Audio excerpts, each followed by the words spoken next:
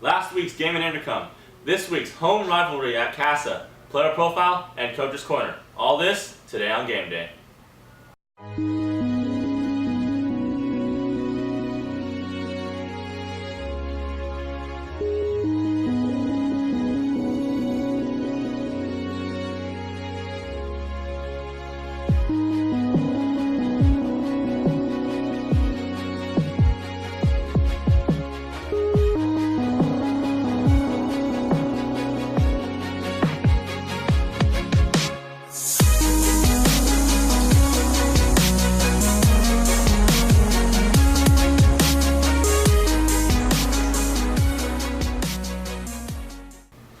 Hello and good morning, Casa Roble, and welcome to Game Day. I'm Brendan McCarthy here with my fellow analysts Marcus Sampson and Michael Povey. Casa Roble faced Intercom last week. Why don't you guys tell us about that? Well, I think the Rams, they were able to move the ball pretty well on offense, but defensively we were just outmatched speed-wise. Yeah, defense did get gashed a few times. Made it tough for the offense to keep up, but regardless, the whole team needs to step it up and see if we can take on this next team, Oakmont. Okay, and let's take a look at that game. Starting the game off, the Ram defense will penetrate the wing T offense of Intercom, recovering a fumble in the process.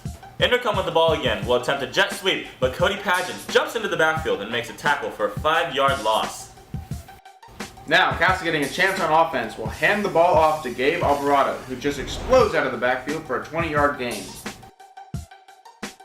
And to top the drive off, Trent Matson with the QB keeper finds his way into the end zone for the Rams score. 1st and 10, Casa ball. Brendan McCarthy catches the screen and has a wide open field to run down for a 20-yard gain. Casa Roble back on defense. Their whole line will win this play, stopping the running back in his tracks. And part of this line is Jake Minshew, who on the next snap sheds off his blocker and slams Intercom's running back onto the ground for another great play. Now the Rams back on offense. Once again, Alvarado with the handoff. Whips around defenders and breaks up the sideline, rushing for 20 yards. And let's not forget the 38-yard field goal by your very own Michael Povey. The ending score of this game will be 47-10 with Intercom winning. Alright, now on to this week's game, when the Rams play the Oakmont Vikings at their own house. Alright Michael, how's their offense looking?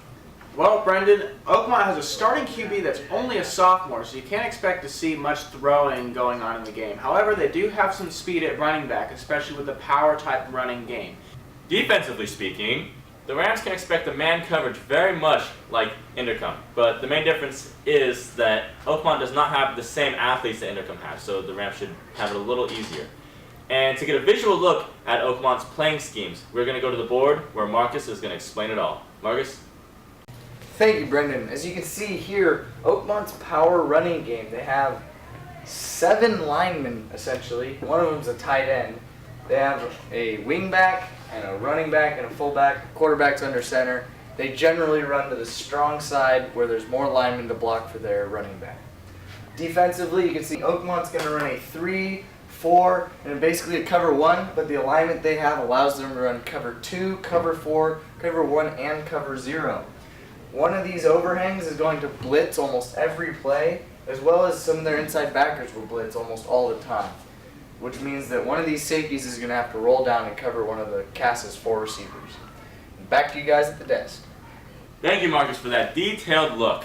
Yes, Casa Roble, as many well already know, is a very heavy run-style offense, and we're going to rely heavily on our running back, Gabriel Alvarado, who is also this week's player profile. Standing at 5'7", 155 pounds, and accounting for 445 of Casa Roble's rushing yards this season, number 17, Gabe Alvarado, is the starting running back for the Rams. This stud wasn't just given everything though, and he has put countless hours of work in for his team. It takes where I gotta be right now to be very cracking down on my players and kind of being a role model to everybody on the team and making sure that everybody's in the right spots at the right times. As a 2015 prospect, Gabe averages 8 yards per carry and 148 per game. He holds his team and O-line accountable to work hard. Ball coming out to every practice, making sure everybody's on time, and if we have to stay extra, condition extra, that everybody's doing everything full speed, 100%, 100% ready to go. The Casa football coaching staff last game quotes that he is a workhorse for the Rams, carrying the ball 17 times for 110 hard yards. We wonder where he gets his drive. I've always just kind of had this fire myself where I always wanted to be the best player on the field, and I never wanted to have anybody better than me.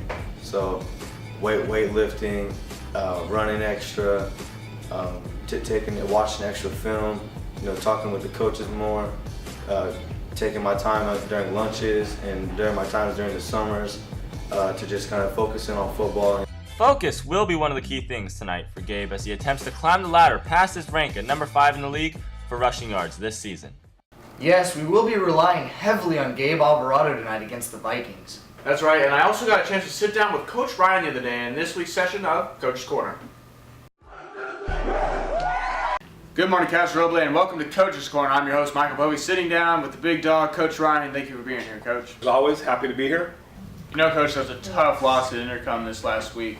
What were some of the things you were able to take away from that, though? What have we done and changed for Oakmont this week? Well, we certainly can't get down 20-0 in the first 5 minutes of the game, but even with that score, the players kept opening, the offensive line kept opening holes for our running back, and we kept fighting, we kept trying our best, and we'll take that and grow from that and take it out on Oakmont this Friday night. How's practice this week, Coach? Has there been any changes offensively or defensively in preparation for Oakmont? Well, I think Tuesday and Wednesday we had pretty spurted practices. We got after it with some competition between the offensive and defensive lines. And in our team competition period, we got after it in the goal line. I think our goal is to make practice this week more difficult than the game on Friday. So, Coach, tell me, how important is it that the Rams go 2-2 and win this game this week and not dig ourselves into a hole going 1-3? I think if we have any chance of hosting a playoff game, which is what you always want to be able to do, you have to have an overall winning record. And I think a 2-2 preseason moving into Paradise, a very good smaller school up north, will be important for us to have any chance of hosting a playoff game, and that's what we want to do after we win the league. Well, that's all I got for you today. Thank you for being here, Coach. And back to you guys. Coming out of Coach's Corner, we're going to now move on to our next segment, which is some key questions that we have for tonight. Okay.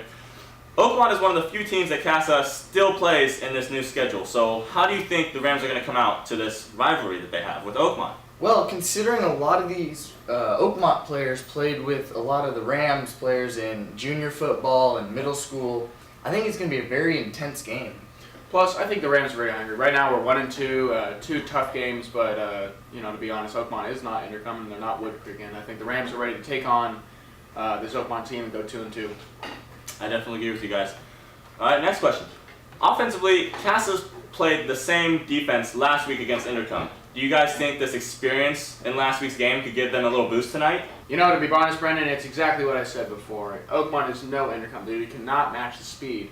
However, our offense has been clicking a little more lately, and I think they're going to be ready to take on a different style of man this week. Like Michael said, Oakmont is no Intercom. They're not nearly as fast, they're not nearly as aggressive, and they're just not going to fly around to the ball like Intercom was able to. Well, that's all we have for you today, Casa. Be sure to come out to Newman Field tonight at 7 o'clock to watch your Casa Roble Rams dominate.